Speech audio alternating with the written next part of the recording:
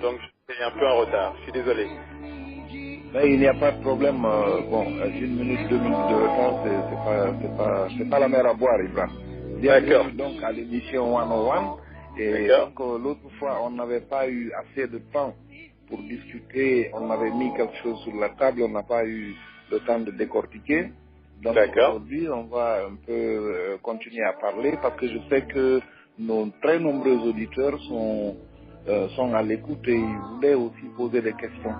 Donc voilà, on parlait donc, si je me rappelle bien, d'investissement en Guinée. Oui, d'accord. D'accord. Oui. D'accord. Donc Ibra, il faut investir en Guinée, selon Ibra. Mais quels sont les risques qu'on a en investissant en Guinée? Euh, D'abord, le problème de l'investissement, c'est pas un problème qui est inhérent à la Guinée, c'est un problème mondial. En Allemagne, par exemple, chaque année, vous avez, les années dernières, c'était à peu près 300 000 personnes qui prenaient le chemin de l'entrepreneuriat.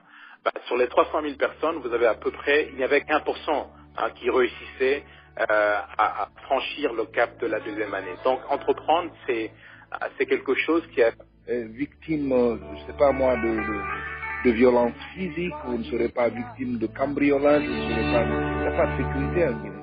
Vous venez en D'accord. Guinée, il y a, voilà, c'est de ces risques-là que je parle d'abord. Et ensuite, il Oui, y a des d'accord. détournements Oui, de je fonds. pense que le Et risque quand dont il vous faut parlez, il faire est comme réel. ça, Il est d'abord, le risque, il est d'abord politique. Hein. Nous vivons dans un contexte qui est extrêmement difficile, où il y a la criminalité, où il y a une ségrégation. Hein. Les marchés sont vraiment redistribués selon la tête du client. Tout ça, c'est une réalité. Mais ce dont moi je veux parler, et je crois, j'ai toujours été très mal compris, Pabs, et vous-même, je crois que vous me compreniez pas. C'est-à-dire qu'aujourd'hui, la donne a complètement changé sur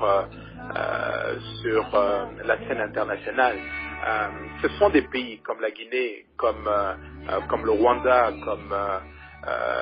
comme la Mozambique, qui sont aujourd'hui extrêmement attrayants. Donc, de manière générale, nous, en tant que Guinéens, nous soustrayons, malgré tous les risques que comporte un investissement en Guinée, nous soustrayons d'un potentiel investissement chez nous, on se désavantage nous-mêmes. C'est un peu ça la contrepartie de la chose. Donc, je pense encore que c'est une question qui est très individuelle, vu tout ce qu'il y a comme risque en Guinée.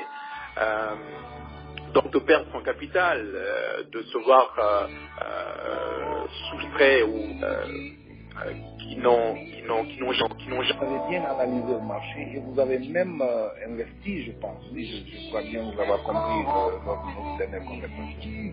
effectivement, j'ai investi de plus en plus en Guinée. Ouais. Oui, je ne sais pas dans quel domaine vous avez investi, je voulais le savoir si c'est possible. Et aussi pourquoi vous avez vos bureaux ailleurs, pourquoi vous ne les avez pas en Guinée, pourquoi vous n'avez pas votre état-major en Guinée. Mais qui vous a dit que je n'avais pas mes bureaux en Guinée? Non, non, j'ai un bureau très bien situé en ville, dans un cadre très très représentatif. Oui. Non, c'est une question d'organisation tout simplement. J'ai créé une entreprise en Guinée. Je crée une succursale en Côte d'Ivoire dans les prochains mois. Et voilà. Non, la base, la centrale de mon entreprise, c'est en Guinée en fait. D'accord, là c'est une incompréhension. Moi j'ai pensé que vous avez plutôt préféré mettre votre quartier général à Abidjan et maintenant voilà Non, venir non, pas du tout, pas du le tout. plan, Je n'ai absolument, le plan jusqu'au jour d'aujourd'hui, opérationnel. je n'ai absolument rien à Abidjan.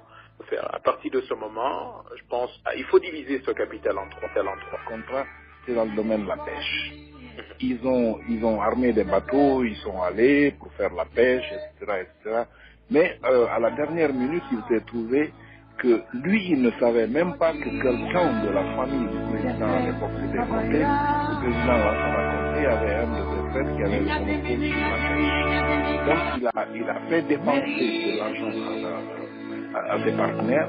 Ils sont allés en Guinée avec des contrats bien en forme, mais ensuite, une fois à Conakry, on les a purement et simplement rejetés. Ils étaient obligés de pêcher en haute mer et de revendre leur poisson à Dakar et ensuite pouvoir faire rentrer les équipages à Saint-Exupéry. Alors, est-ce que vous pensez qu'aujourd'hui, cette situation a changé? Est-ce que vous pensez qu'aujourd'hui, moi, parce que je peux prendre des partenaires et les amener à ne pas être inquiété, je ne veux pas que les gens prennent de l'argent? Oui, parce que malheureusement, je ne peux pas lire je suis pas un lecteur de boule de cristal, donc je ne peux pas vous donner la réponse, mais je crois que j'ai donné un début de réponse.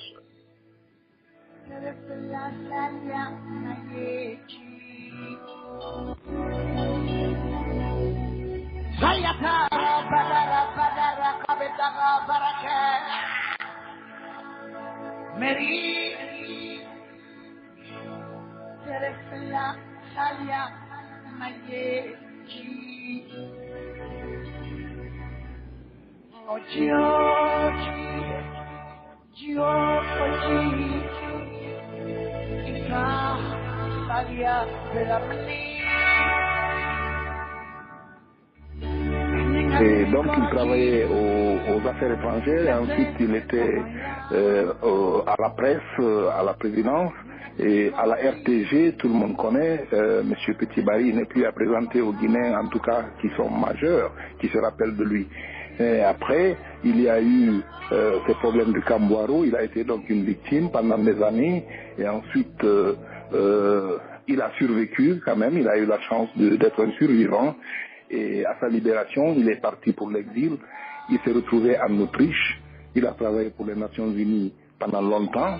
Et à la retraite, maintenant, il est consultant indépendant des Nations Unies. Il voyage à travers le monde pour donner des conseils au gouvernement des pays en difficulté sur la gestion du gouvernement, sur la gouvernance donc des pays de façon démocratique et aussi sur la décentralisation du pouvoir. Donc c'est M. Barry, je ne sais pas s'il est en ligne actuellement, Jacques Roger. En ligne, mais juste avant certainement d'avoir votre émission, expliquez puisque les auditeurs sont...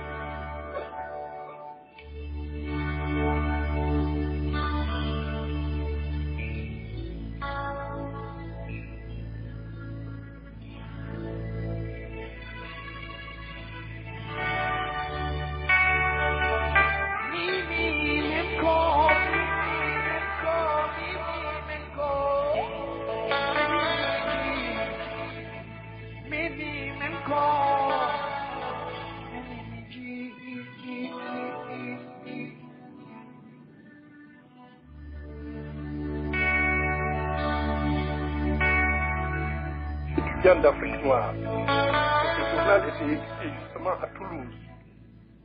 Et le directeur du journal, c'était Albert Segotieri, rédacteur en chef, qui est venu au pays.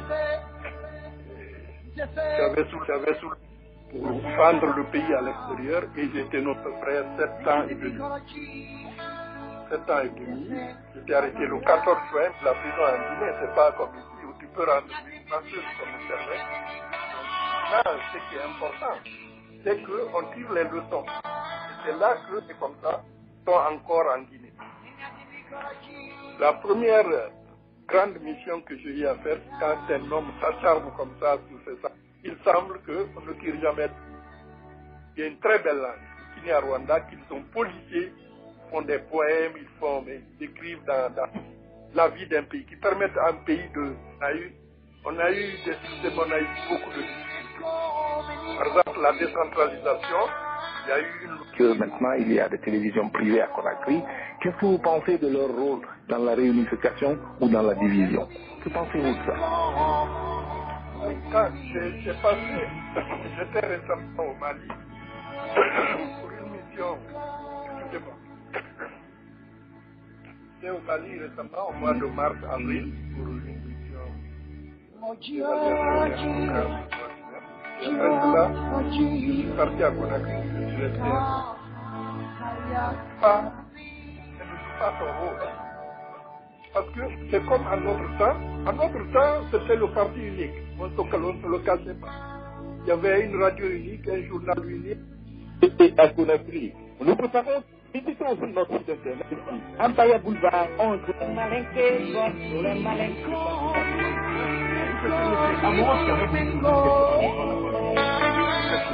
De la Guinée, que j'écoute des personnes qui m'ont sensibilisé. J'écoute des personnes qui on refuse de parler des systèmes.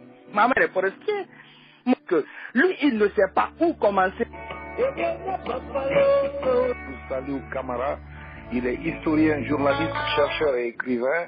Il est professeur d'histoire et de relations internationales à l'université. Vous savez, bon, comme je suis maintenant baptisé Diallo, j'ai l'impression que tout le monde est Diallo, j'ai l'impression. Oui, c'est ça, oui, on comprend très bien. Alors, je disais qu'il était professeur d'histoire et de relations internationales à l'université d'aéronautique Embry-Riddle de la Floride, et où il s'occupe également, il est directeur d'un programme scolaire qu'on appelle le McNair.